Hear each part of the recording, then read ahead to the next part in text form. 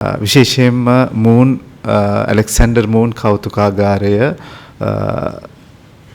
මේ සැප්තැම්බර් 28 වෙනිදා උදේ 10යි කාලට ආචාර්ය හරිනි අමරසූරිය අග්‍රාමාත්‍යවරයා අතින් විවෘත කරනවා.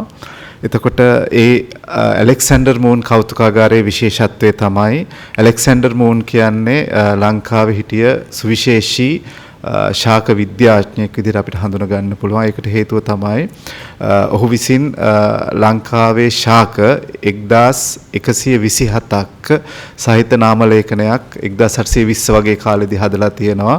A Catalogue of Exotic and Indigenous Plant Growing in Sri Lanka කියන වාර්තාව ඔහු විසින් හදලා තියෙනවා. එතකොට මේක ශාක විද්‍යාව අධ්‍යයනය කරන සියලු දෙනාටම ඉතා වැදගත් නිසා තමයි ඔහුගේ නමින් මේ උද්භිත උද්‍යානයේ ශාක කෞතුකාගාරය නම් කිරීමක් සිද්ධ වෙන්නේ. එතකොට ලංකාවේ අපි දන්නවා රතුදත්ත වාර්තාව තියෙනවා.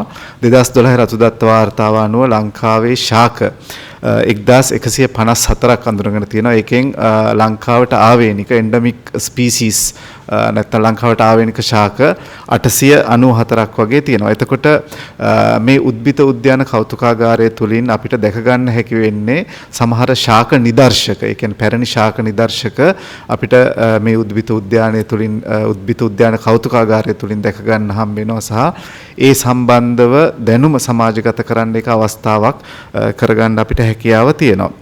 ඒ වගේම තමයි මේ කෞතුකාගාරයේ විශේෂයෙන්ම අපි දන්නවා ලෝකේ නැචරල් හිස්ටරි මියුසියම්ස් තියෙනවා.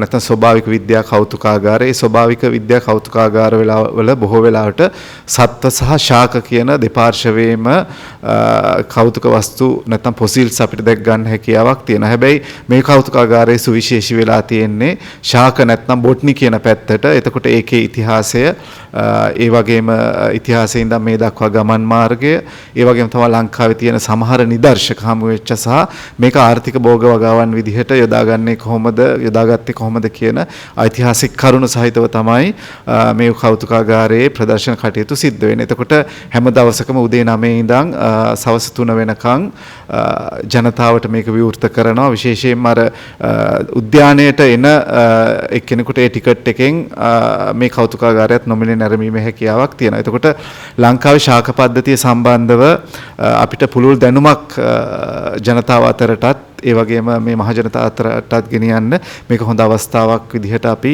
කල්පනා කරනවා. ඒ වගේම තමයි අපි දන්නවා විශේෂයෙන් කියන්න අවශ්‍ය වෙන්නේ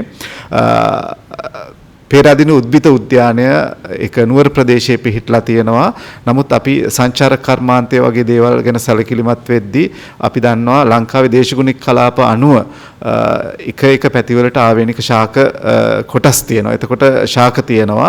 එතකොට මේ ශාක අපිට විවිධ විදිහට ප්‍රදර්ශනය කිරීමට සහ මේවා පෙන්වලා අපිට විදේශිකයන් ආකර්ෂණය කර ගැනීමට රජය විසිට යම්කිසි වැඩපිළිවෙලක් සකස් කිරීමේ අවශ්‍යතාවය හින්දාම ඉරට්ට පෙරියකුළම් වැව ආශ්‍රිතව යම්කිසි භූමි ප්‍රදේශයක් මේ වෙද්දී සැලකිල්ලට ලක් කරගනිමින් ඉන්නවා යම්කිසි උද්භිත උද්‍යානයක් කොටසක් නිර්මාණය කිරීමට. ඒ වගේම තමයි අක්මීමන ප්‍රදේශයේ කඩොලාන ශාක වෙනුවෙන් යම්කිසි උද්‍යානයක් ආරම්භ කිරීම වෙනුවෙන් දැන් වෙද්දී අපි ඒ භූමිය සැලකිල්ලට ලක් කරමින් ඉන්නවා. ඒ වගේම තමයි අපි දන්නවා දිස්ත්‍රික්ක ගණනාවක් තියෙනවා. ඉතින් මේ දිස්ත්‍රික්ක ගණනාවේ හැදෙන ශාක පද්ධති වෙනස්.